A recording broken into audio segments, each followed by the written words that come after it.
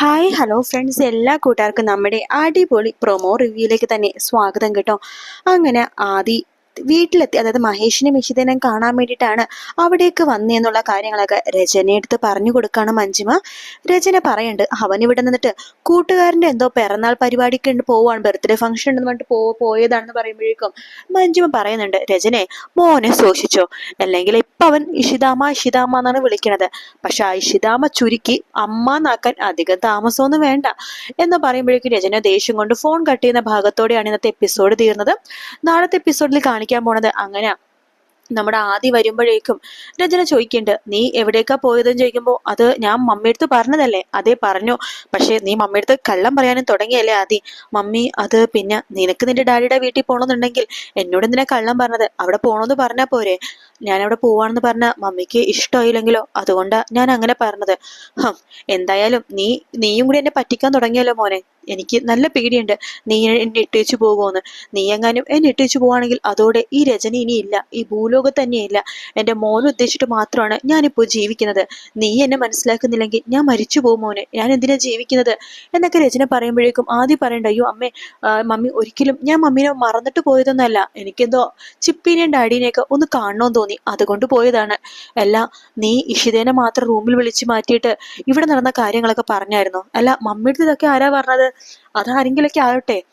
എനിക്ക് മനസ്സിലായി, അവരായിരിക്കും അല്ലെ ആ അപ്പാന്ന് വിളിക്കണ, ചിപ്പി അപ്പാന്ന് വിളിക്കണ ആന്റി എന്ന് പറയാണ്. അത് നിന്റെയും കൂടി ആന്റി അല്ലേ, എനിക്ക് അവർ ആന്റിയായിട്ട് കാണാൻ പറ്റില്ല. കാരണം അവരാണല്ലോ ചിപ്പിയുടെ തല മുറിച്ചത്. അത് നിനക്ക് എന്താ ഇത്ര ഉറപ്പ്? ഇഷിതയാണെങ്കിലോ മമ്മി ഇഷിതാമ്മടുത്തുള്ള ദേഷ്യത്തിൽ വെറുതെ മമ്മി ആ അപ്പാന്ന് പറഞ്ഞ ആ സ്ത്രീനെ വെള്ള പൂശാൻ നിൽക്കൊന്നും വേണ്ട. അവരുടെ മനസ്സിൽ എത്രമാത്രം കുശുമ്പും ദുഷ്ടത്തിലുണ്ടെന്ന് എനിക്കും കൂടി മനസ്സിലായ കാര്യമാണ്. അല്ല, നീ എന്തിനെ ഇവിടെ നടക്കുന്ന കാര്യങ്ങൾ ഇഷിതെടുത്ത് പറയാൻ പോയത്? ഞാൻ പിന്നെ ആർത്താ മമ്മി പറയേണ്ടത്? ഇഷിതാമ്മടുത്ത് പറയുമ്പോൾ എന്തോ വല്ലാത്തൊരു സമാധാനമാണ്. ഓഹോ, അപ്പൊ നിനക്ക് അങ്ങനെയൊക്കെ തോന്നി തുടങ്ങിയല്ലേ? അതെനിക്ക് മുമ്പേ തോന്നി തുടങ്ങിയതാ മമ്മി. നമ്മുടെ മനസ്സിൽ എന്തെങ്കിലും വിഷമമുണ്ടെങ്കിൽ അത് ഇഷിതാമ്മടുത്ത് പറയുകയാണെങ്കിൽ ഇഷിതാമ്മ അതിന് ക്ലിയർ ആയിട്ടുള്ള കാര്യം നമുക്ക് പറഞ്ഞുതരും. അത് കേൾക്കുമ്പോൾ തന്നെ എന്തൊരു സമാധാനമാണെന്ന് അറിയാവോ? അതിനെ വേണ്ടിട്ട് ഞാൻ അങ്ങോട്ടേക്ക് പോയത് എന്ന് പറയണ്ടേ. എന്നിട്ട് നിന്റെ ഇഷിതാമ്മ എന്ത് പറഞ്ഞു? ഇഷിതാമ്മ എന്ത് പറയാനാ? മമ്മീനെ പറ്റി കുറ്റമൊന്നും പറഞ്ഞില്ല. മമ്മിയും ഡാഡിയും യോജിച്ചു പോകാൻ പ്രയാസമാണ്. അങ്ങനെ ഡാഡിക്ക് മമ്മിക്ക് യോജിച്ചു പോകണമെന്നുണ്ടെങ്കിൽ ഇഷിതാമ്മ ഒഴിഞ്ഞു തരാന്ന് വരെ എന്നോട് പറഞ്ഞു. സത്യമായിട്ടും അവൾ അങ്ങനെ നിന്നോട് പറഞ്ഞു. അത് ഇന്നല്ല, ഇതിന് മുമ്പും ഇഷിതാമ്മനോട് പറഞ്ഞിട്ടുണ്ട്. ഡാഡി മമ്മീനെ ആക്സെപ്റ്റ് ചെയ്യുന്നുണ്ടെങ്കിൽ ഇഷിതാമ്മ ഒഴിഞ്ഞു തരാനും സമ്മതമാണെന്ന് പറഞ്ഞു. അത് ചിലപ്പോ അവൾ നിന്റെ അടുത്ത് വെറുതെ പറഞ്ഞതായിരിക്കും, ഒരിക്കലുമല്ല.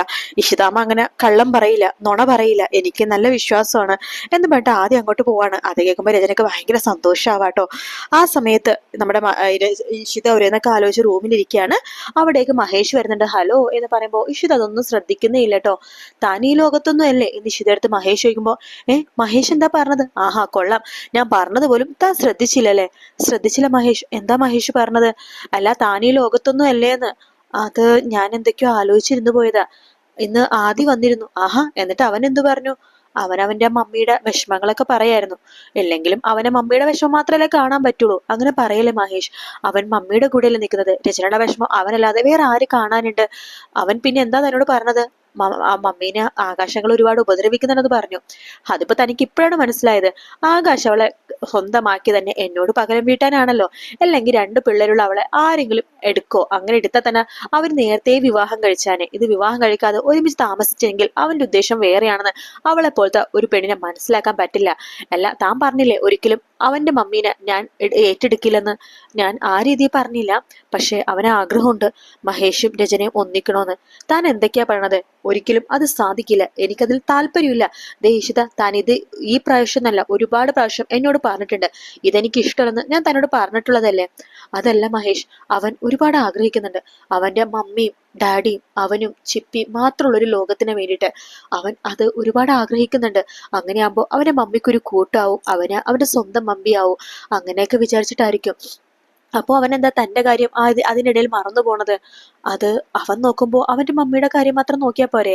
സ്നേഹം എന്നൊക്കെ പറയുമ്പോൾ നമ്മൾ സ്വാർത്ഥരാവില്ലേ? അമ്മ, അച്ഛൻ, മക്കള്, കുടുംബം, അങ്ങനെയല്ലേ മഹേഷ് വിചാരിക്കുള്ളൂ.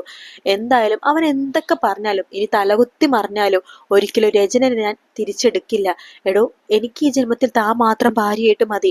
ഇനിയിപ്പോ ആദ്യം പറഞ്ഞത് കേട്ടിട്ട് തനിക്ക് എന്റെ ജീവിതത്തിൽ നിന്ന് പോവാനാണ് പ്ലാൻ എന്നുണ്ടെങ്കിൽ താൻ പോയാലും ഞാൻ രചനനെ ആക്സെപ്റ്റ് ചെയ്യില്ല. രചനനെ സ്വീകരിക്കാനും പോകുന്നില്ല.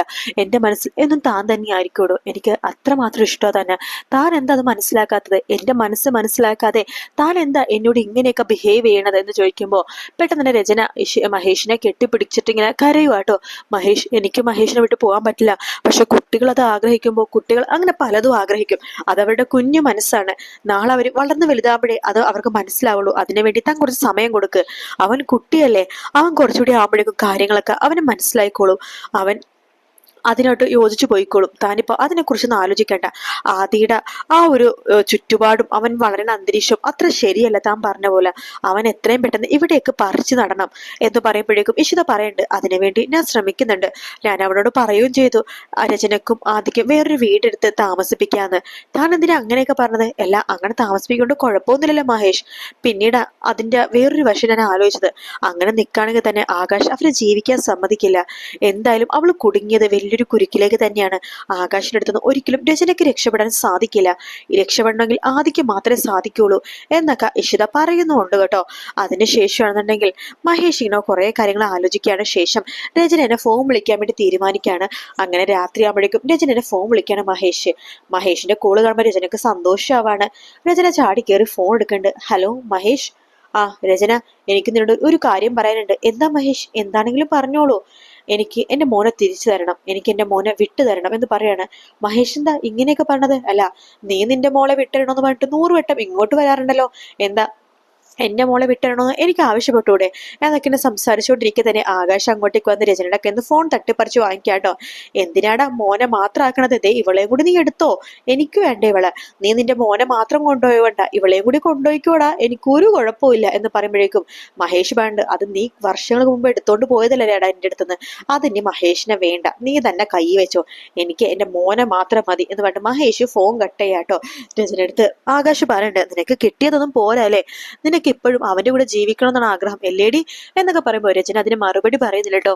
ശേഷം ഇഷിത ഓരോന്നൊക്കെ ആലോചിച്ചുകൊണ്ടിരിക്കുകയാണ്. മഹേഷ് ചോദിക്കുന്നുണ്ട്, എന്താണോ ആലോചിക്കുന്നത്? ഒന്നുമില്ല എന്ന് പറയാണ്.